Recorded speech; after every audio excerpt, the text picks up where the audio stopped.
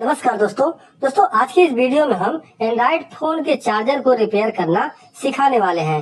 दोस्तों इस वीडियो को देखने के बाद आपके पास किसी भी तरह का चार्जर होगा या कोई भी प्रॉब्लम होगा तो आप उसे इजीली रिपेयर कर पाएंगे, क्योंकि दोस्तों आज की इस वीडियो में हम स्टेप बाय स्टेप सारे फॉल्ट के बारे में आपको बताने वाले हैं। बस वीडियो आपको लास्ट तक देखना है। तो आइए देर न करते हुए वीडियो करते हैं स्टार्ट। सबसे पहले आइए इसे चेक करके हम दिखा देते हैं। तो यहाँ पे देखिए मेरे पास जो सप्लाई है यहाँ, और इसे मैं यहाँ लगाता हूँ तो यहाँ हमारा कोई भी इंडिकेट, ये हमारा चार्जर यानी इसमें इंडिकेटर लगा हुआ लेकिन कोई भी इंडिकेशन नहीं मिल रहा है। अब इसे मोबाइल भी कनेक्ट करके एक बार दिखा देते हैं। तो यहाँ देखिए मैंने मोबाइल भी कनेक्ट कर दिया, लेकिन हमारा जो मोबाइल बिल्कुल भी कोई शो नहीं कर रहा इंडिकेशन। जबकि यहाँ मैं दूसरा चार्जर लगा देता हूँ तो आप देख सकते हैं दूसरा चार्जर लगाने के बाद जो हमारा मोबाइल है वो इजिली चार्ज हो रहा है, ठीक है। लेकिन हमारा जो ये वाला चार्जर है वो बिल्कुल भी वर्क नहीं कर रहा है, जैसा कि आप देख सकते हैं यहाँ बिल्कुल भी वर्क नहीं कर रहा है।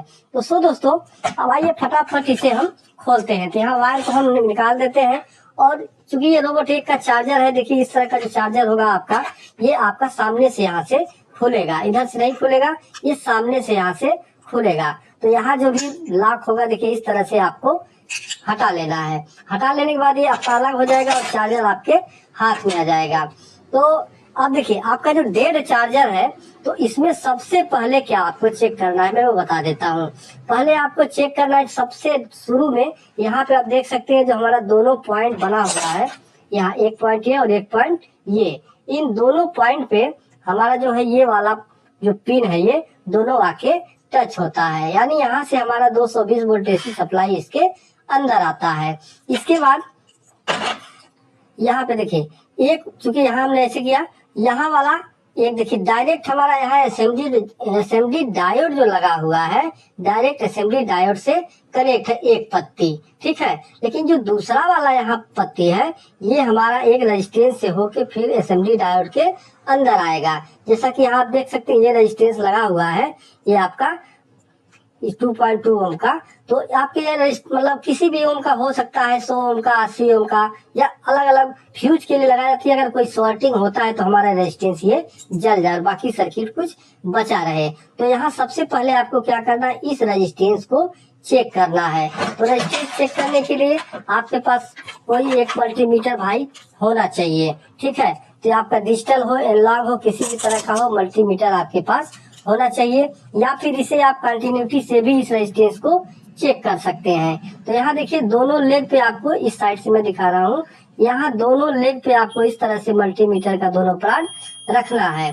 तो यहाँ हमको बीप की आवाज मिल रही है। बीप की आवाज मिलने का मतलब हुआ कि हमारा ये रेजिस्टेंस सही है, ठीक है। इसके बाद हमें क्या चेक करना है, यहाँ पे असेंबली डायोड को चेक करना है।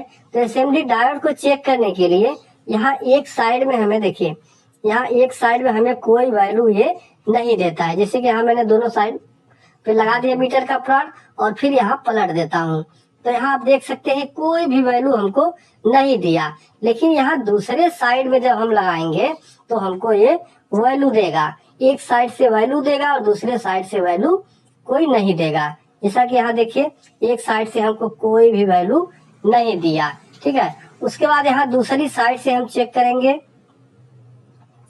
तो आप देख सकते हैं दूसरी साइड से हमको ये वैल्यू दिया, यानी अब जो हमारा यहाँ तक का सर्किट है ये सही है। अब दोस्तों यहाँ पे जैसे आपका जैसे रेजिस्टेंस कोई वैल्यू नहीं दे रहा है, यानी बीप की आवाज नहीं दे रहा, तो रेजिस्टेंस खराब। अगर आपका असेंबली डायोड जो मैंने चेक करने का तरीका बताया, अगर इस तरह से आपका वैल्यू नहीं है तो असेंबली डायोड खराब हो सकता है, ठीक है। इसकी जगह पे आपको अलग अलग जैसे 4060 डायोड भी लगा हुआ मिल सकता है, उसे भी आपको चेक करना होगा। तो देखिए इसके बाद यहाँ से जो हमारी डीसी सप्लाई, यहाँ से हमारी एसी थी, यहाँ तक एसी थी, लेकिन जैसे ही डायोड से इस पार हुआ यहाँ हमारी सप्लाई डीसी हो जाती है। और इसके बाद जो डायोड हमारा डीसी करता है तो उसे फिल्टर करने के लिए यहाँ पे एक कैपेसिटर लगाया रहता है। देखिए यहाँ पे आपको कैपेसिटर एक मिल जाएगा, जो इसका वोल्टेज हो देखिए यहाँ पे 6.8 यूएफ 500 वोल्ट, यानी ये जो कैपेसिटर आपको मिलेगा 400 वोल्ट से प्लस ही मिलेगा, किसी में 450, किसी में 500।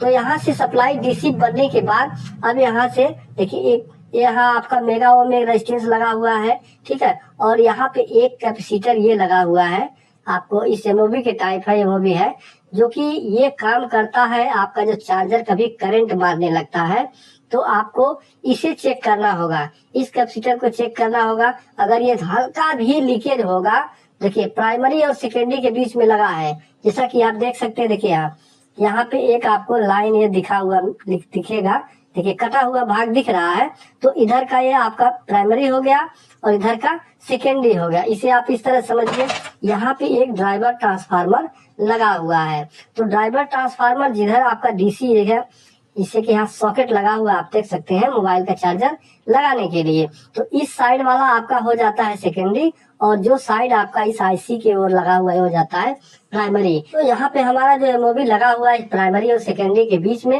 अगर ये हल्का सा भी लीकेज होगा तो आपके चार्जर में करंट जाएगा। ठीक है, बाकी यहाँ देखिए, अब यहाँ डीसी बनने के बाद जो हमारी सप्लाई है वो इस आईसी के अंदर चला जाता है। तो आईसी के अंदर चला जाता है, उसके बाद यहाँ एक रेजिस्टेंस लगा, देखिए यहाँ एक छोटा सा फिल्टर और लगाया गया है।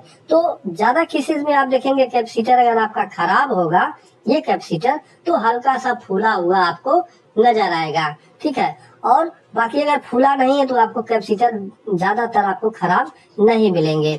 इसके बाद जो प्रॉब्लम आता है इस आईसी से आता है, यहाँ आपके पास देखिए एक ड्राइवर जो ट्रांसफार्मर लगा है, इसको चेकिंग करना आपको बहुत जरूरी है। जैसे कि यहाँ देखिए ये आपका ड्राइवर है, पीछे साइड में आएंगे तो एक साइड में आपको 4 लेग मिलेंगे और दूसरे साइड में आपको 2 लेग मिलेंगे। तो यहाँ जो 4 लेग है इनमें से 2-2 लेग आपस में कंटिन्यूटी देते हैं। जैसे कि यहाँ देखिए 2 लेग ये है, तो ये हमारा आपस में कंटिन्यूटी दे रहा है और ये दूसरा वाला लेग आपस में दोनों कंटिन्यूटी दे रहे हैं। अब चारों को आप चेक करना चाहेंगे तो आपको एक में कंटिन्यूटी नहीं मिलेगा। ठीक है, 2-2 लेग आपस में कंटिन्यूटी देंगे और यहाँ सेकेंडरी में जो 2 लेग है ये आपस में कंटिन्यूटी देगा। तो इस तरह से आपको इसे चेक करना है। तो भाई मैंने देखिए हमारा चूंकि चार्जर डेढ़ है, लेकिन मैंने जहां भी चेक किया सारे पार्ट हमको सही मिल रहे हैं।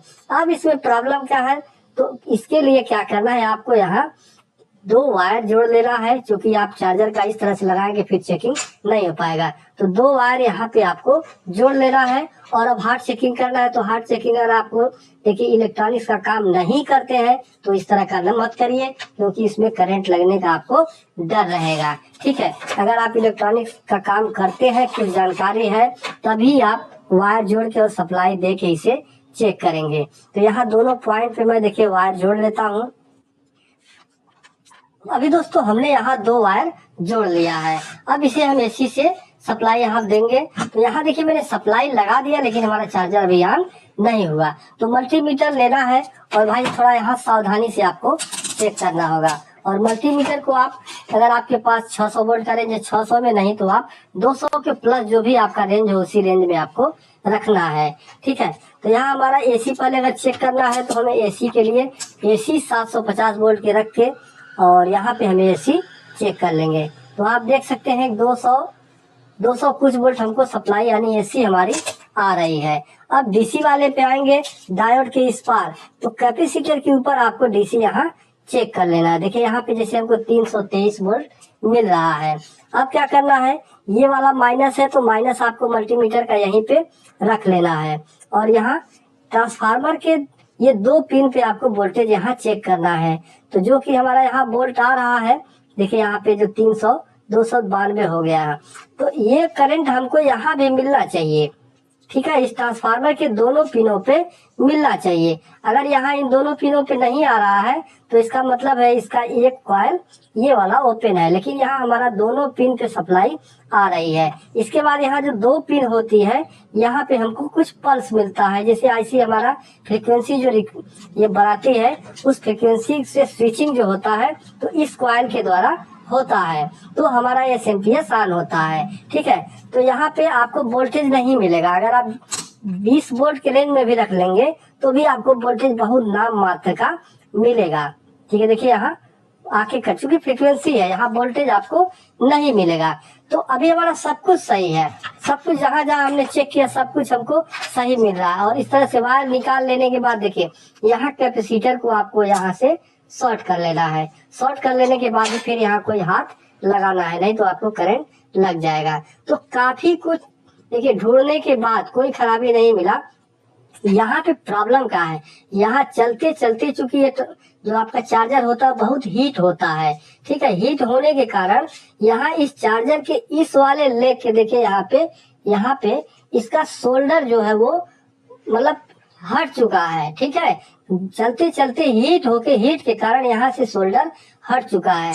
तो भाई अब यहाँ मैं इसका सबसे पहले देखिए हमको जो दिख रहा है ये शोल्डर हटा हुआ है, सबसे पहले इसे हम जो ड्राई सोल्ड है उसे सोल्ड करेंगे। ड्राई सोल्ड करने के लिए आपको पेस्ट लगा देना है और पेस्ट लगा के आयरन से उसे अच्छी तरह से सोल्ड कर देना है।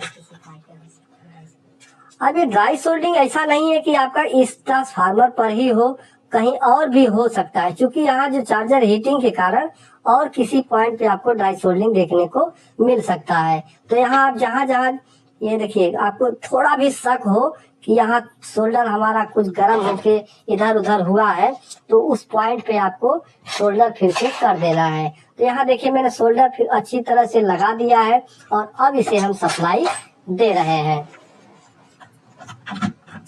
तो अभी आप देख सकते हैं, क्योंकि आपको इंडिकेटर शायद दिखाई दे रहा है, नहीं दिखाई दे रहा है, हमारा जो चार्जर का इंडिकेटर है वो जलने लगा है, ठीक है। देखिए यहाँ पे आपका हरे कलर का ये नीले कलर का ये इंडिकेटर हमारा जलने लगा। तो भाई खुले खुले ही मैं इसे मोबाइल कनेक्ट करके भी देख लेता हूँ। तो मैंने यहाँ प्लग निकाल दिया है और चार्जर का वायर मैं इसमें कनेक्ट कर देता हूँ। तो मैंने चार्जर का वायर यहाँ कनेक्ट कर दिया है और अब इसे हम सप्लाई देते हैं। तो अभी आप देख सकते हैं जो हमारा मोबाइल है वो इस चार्जर से अच्छी तरह से अब चार्ज होने लगा। तो दोस्तों इस तरह से आप जो कोई भी खराब चार्जर हो स्टेप बाय स्टेप उसका फॉल्ट ढूंढ के और उसे रिपेयर कर सकते हैं। एक प्रॉब्लम और होता है जो आपका आईसी कहीं अगर जल गया तो फिर इसको बनाना पॉसिबल नहीं। अगर आपके पास आईसी है तो दूसरा बदल सकते हैं, नहीं आईसी है तो फिर भाई इस चार्जर को फेंकना पड़ेगा। अगर ये वीडियो पसंद आया है तो वीडियो को लाइक जरूर करिएगा। मिलते हैं नेक्स्ट वीडियो में, तब तक के लिए नमस्कार।